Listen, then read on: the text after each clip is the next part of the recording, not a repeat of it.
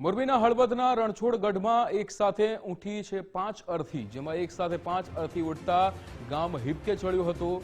હળવદમાં અકસ્માત થયા હતા, 5 લોકોના મોત થયા છે। રણછોડગઢ તાલુકા પંચાયત બેઠકના સભ્ય સહિત 5 લોકોના મોત થયા છે। 2 લોકોને ગંભીર ઈજા થતા સારવાર માટે ખસેડવામાં આવ્યા છે।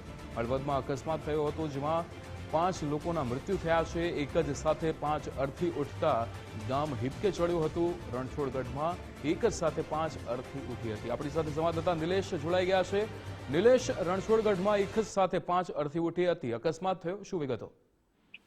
વિક્રમ, મોડી રાત્રે જે આ બનાવ બન્યો છે કે જે હળવદનું ચરાડવા ગામ છે, ત્યાં આ કાર જે છે ડમ્પર સાથે ધડાકાભેર અથડાઈ હતી ને ભયંકર અકસ્માત સર્જાયો હતો, જેમાં 3 લોકોના ઘટના સ્થળે મોત થયા હતા અને 2 લોકોના સારવાર દરમિયાન મોત થયા હતા।